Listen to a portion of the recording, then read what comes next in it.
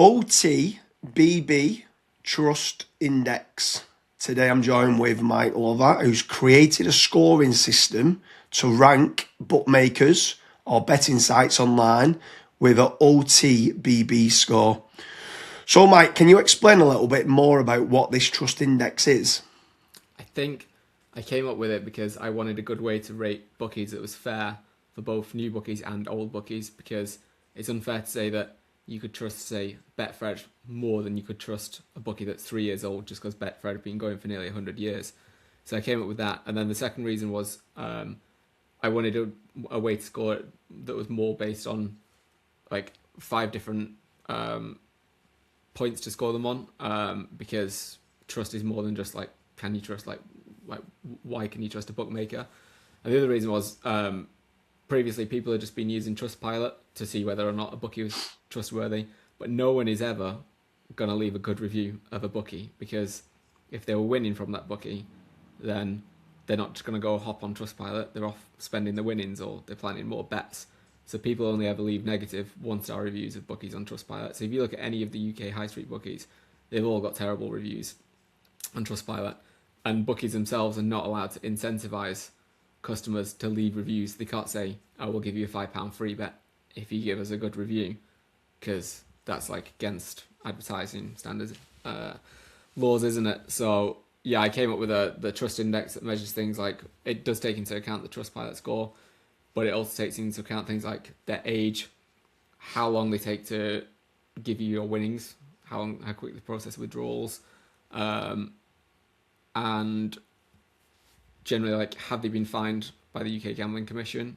Because generally, if they've been hit with a £500,000 fine, then it usually means that they've not looked after customer money properly, or that they failed and, targeted young people or people who have gambling addictions. They've not kind of protected the customers properly.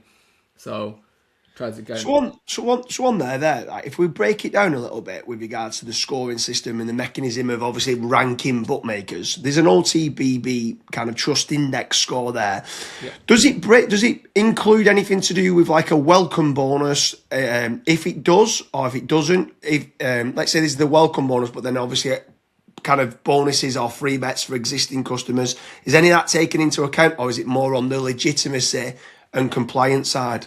It's more on the legitimacy and compliance side. I came up with another scoring framework called the offer value score that was specifically for the bonuses, because the bonuses are constantly changing depending on what the sporting climate is. Like the World Cup, they'll go change the bonus. If it's Cheltenham, they'll go change the bonus. It didn't seem fair, because then if I was to write a review and give a bookie a poor score for the trust index, and it's just because it might be the Grand National and they've reduced the free bet from 30 quid down to 5 quid, it didn't seem fair to score them as untrustworthy for having a smaller bonus, when if anything, it's often the newer, less trustworthy bookies that are chucking out the big 100 quid bonuses and things like that, whereas like the older, more established, trustworthy bookies are the ones that tend to keep it more sensible, like £30-40. So I came up with a completely separate score just specifically to focus on bonuses. The trust index is pretty much like, can you trust them? Are they legit? Will they give you the money?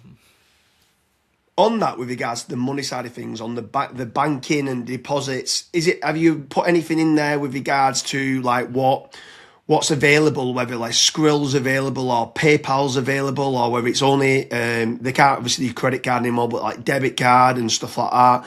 Klarna sometimes pay now, pay later, stuff like that. So is there any of that comes into it, or is it mainly just on the withdrawal times of what's being done, or the fees? That was a complete another separate different scoring category, was payment flexibility options, because some people obviously want to use PayPal or Skrill or something like that because they don't want to use the debit card and then it appear on the bank statement on the joint bank account or something like that. They like to keep gambling funds completely separate from personal funds.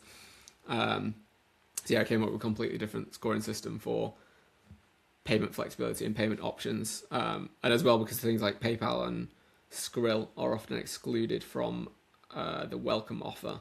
It's usually you have to do bank transfer or debit card to get the welcome offer, so that all gets taken into account. The trust index, though, is specifically for how quick do customers get the funds, because these days with Visa fast funds and fast bank transfers, no bookie should be taking like 5 days to pay you, so that's why that comes into account. the Trust Index. If there's people complaining and saying, yeah, it took a week to get my winnings, it's not great. It usually means that the bookie themselves has gone and they've not protected customer funds enough and had customer funds in a separate bank account, and they're taking their time on purpose, usually because they might not even have the money themselves to pay out the customers.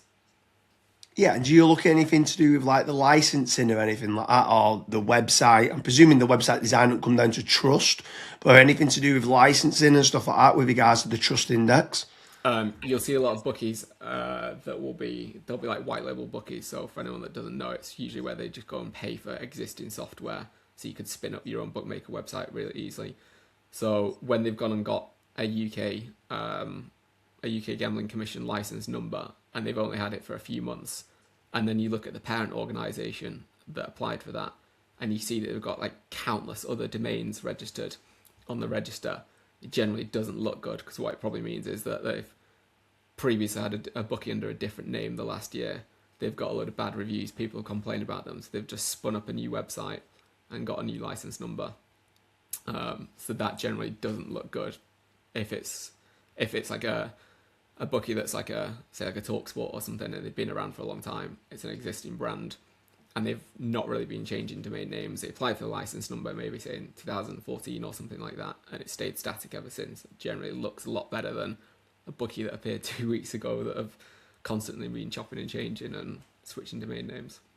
Yeah, for sure. So if anyone is wanting to know who's ranked the highest, who's ranked the lowest, and what sort of order, where can someone see what the OTBB Trust Index score is for a specific bookmaker, whether it's like Betfred, Bet365, Paddy Power, William Hill, whatever the bookies are, how can they see this OTBB